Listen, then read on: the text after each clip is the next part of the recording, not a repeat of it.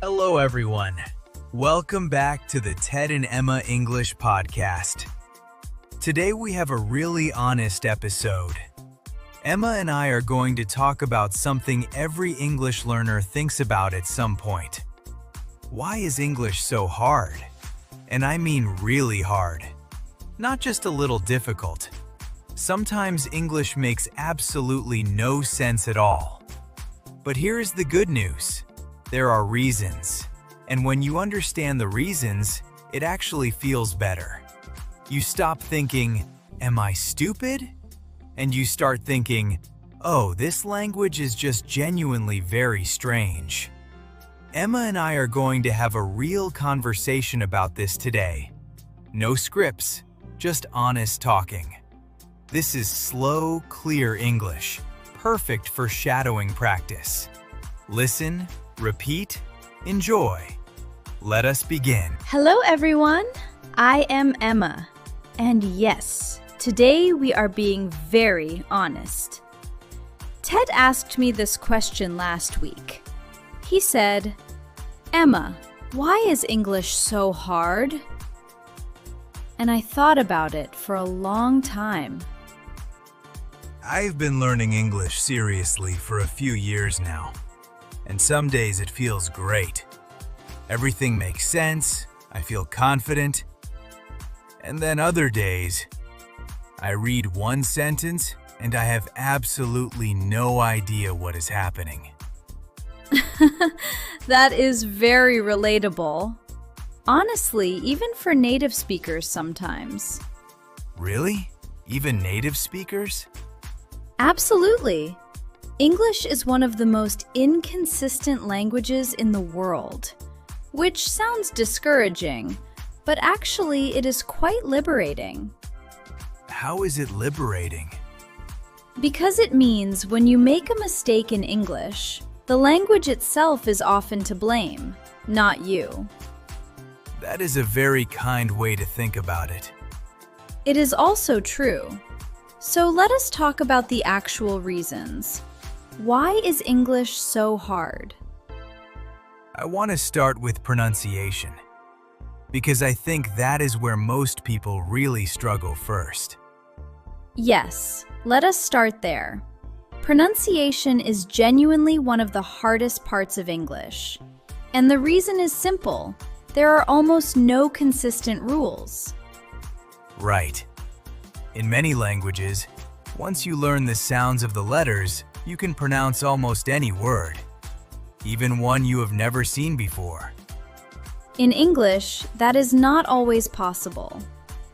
The classic example, the letter combination O-U-G-H. Those 4 letters. How many different sounds can they make? At least 5. The word, though, sounds like O. Through sounds like ooh. Cough sounds like off. Tough sounds like uff. And thought sounds like aw. Same 4 letters. 5 completely different sounds. And there is no rule to tell you which one to use. You just have to learn each word individually. There is no shortcut. When I first realized this, I was genuinely shocked. And then there are the silent letters. Oh, the silent letters. Those really got me at the beginning. The K in no, the W in right, the B in climb, the P in psychology. I once said the word island out loud in a conversation. I said it as Iceland, with the S fully pronounced. Oh no. The person I was speaking to looked at me for quite a long time. Then very politely said, "It is island. The S is silent." And the reason for that goes back hundreds of years. English borrowed island from Latin, insula. And somewhere in history, people stopped saying the S, but they kept writing it. So the spelling preserved a sound that people no longer make. Exactly. English spelling is like a museum of old sounds that nobody uses anymore. That is a beautiful and also very frustrating description. Both things can be true. Another thing that confused me enormously.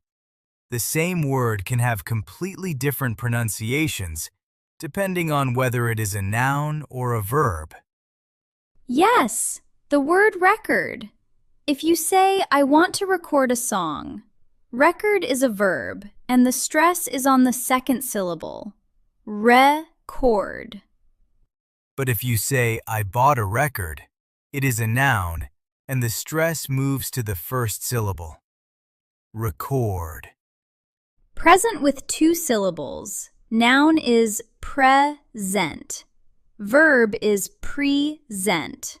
Same letters, same word, completely different stress.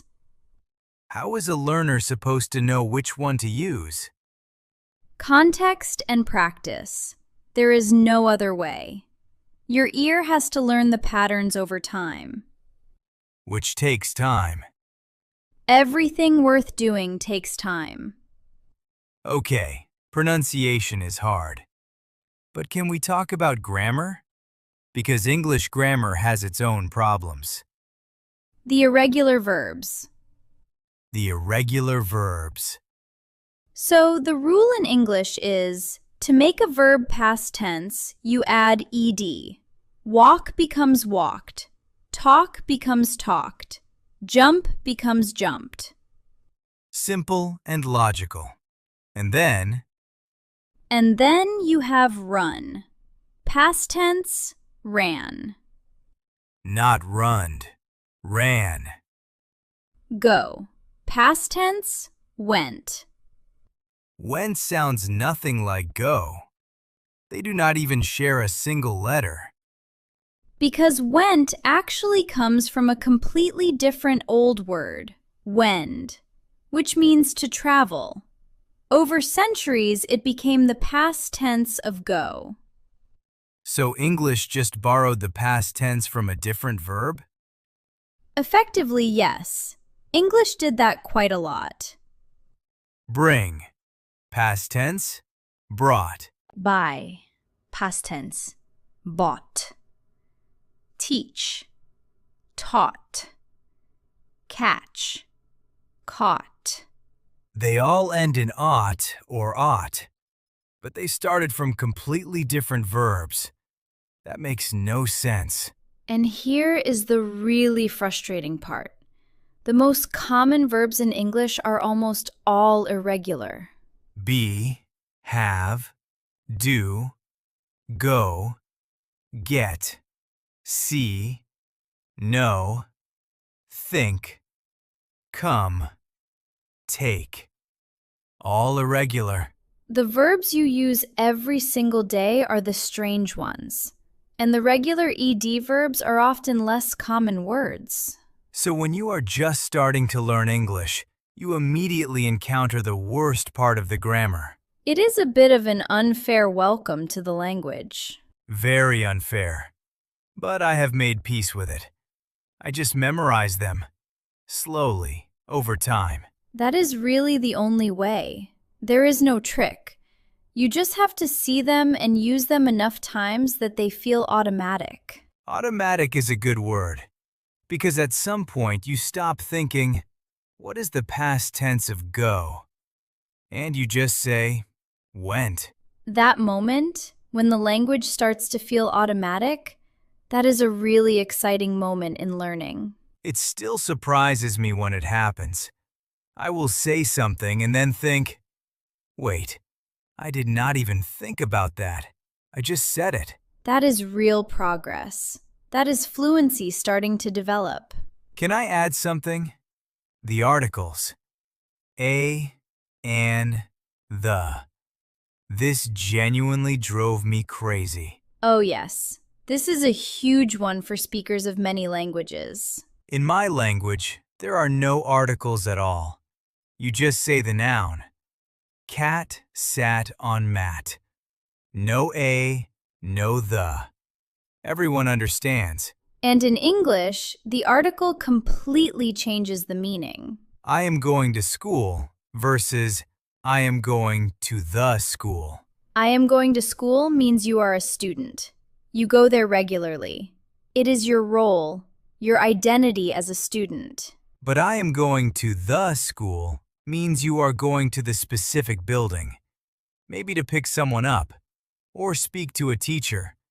You are not a student. You are just visiting. Same words, one article, completely different situation. And then there are the nouns that sometimes take an article and sometimes do not. Like breakfast. I had breakfast. No article. But I had a coffee. With a. Because breakfast is a meal, a regular, uncountable event. But coffee can be counted.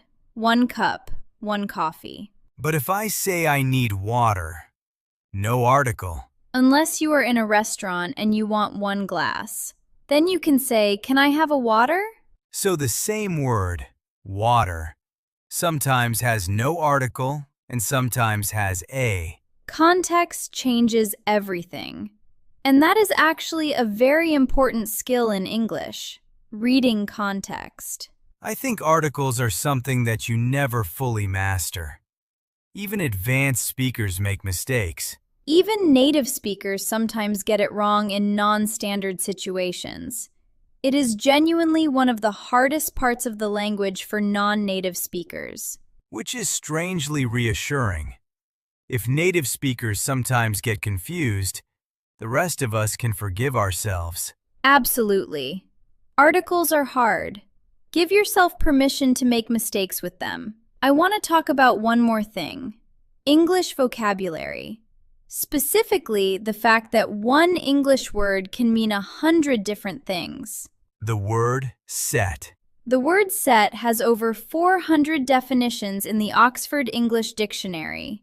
430 to be precise. That is not a word. That is a problem. And it is not just set. The word run has over 200 definitions. You can run a company, run a bath. Your nose can run. A color can run in the washing machine. A film can run for 2 hours. You can run out of time, run into an old friend, run away, run for office, run a test. So when you hear someone say, "She ran the meeting," you have to figure out from context that she was leading it, not that she literally ran around the room. Context. Always context. And that is actually the most important skill in English. Do you think that is why reading so much helps with English? Definitely. When you read, you see words in context constantly. You do not just learn what a word means in isolation, you learn how it behaves in real situations. I remember words much better when I learn them in a story than when I try to memorize a vocabulary list. Because your brain connects the word to a scene, a feeling, a situation. It has so much more to hold on to. A story is basically a memory device for language. That is a lovely way to put it. And it is true. Okay, we have been very honest about how hard English is. But let us end with something positive. Yes, because despite all of this, millions of people learn English every year, and many of them become very good at it. What works? What do you actually see help people the most? The biggest thing I notice, the people who improve the fastest are not the ones who study the most grammar rules. They are the ones who use the language. Use it, not just study it. There is a huge difference between knowing the rules of a language and being able to speak it. You have to actually practice speaking. Which is uncomfortable. Because when you practice speaking, you make mistakes in front of people. And that is exactly why most people avoid it. But the people who push through that discomfort, they improve the fastest. I think the fear of making mistakes is one of the biggest barriers in learning English. It is the biggest barrier. And I always say, In 10 years of watching people learn English, I have never once seen someone stop a conversation because the other person made a grammar mistake. People just want to communicate. The mistake usually does not matter. Exactly. Communication is the goal, not perfection. What about listening? How important is listening? Enormously important. Listening is how your brain builds a model of the language. You need to hear thousands and thousands of hours of English before everything starts to feel natural. Which is why shadowing is so powerful. You are not just listening, you are copying. You are training your mouth and your ear at the same time. It is like learning music. You do not just read about how a song sounds, you play it over and over until it feels natural. And each time you play it, it gets a little easier. Each time you shadow, each time you speak, each time you try, your brain gets a little closer to automatic. And one day you realize, I am not translating anymore. I am just thinking in English. That is the goal, and it is absolutely achievable. For everyone listening right now, you are already doing something right. You chose to listen in English today. That matters. Every minute of English input is progress, even when it does not feel like it. Especially when it does not feel like it.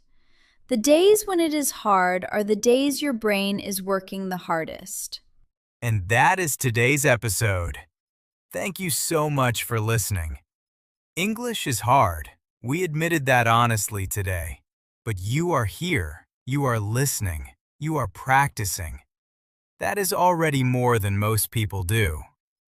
Our question for you today: what is the hardest thing about English for you personally? Pronunciation, grammar, vocabulary, or something else? Write your answer in the comments. Emma and I read every single one. Subscribe and give us a like.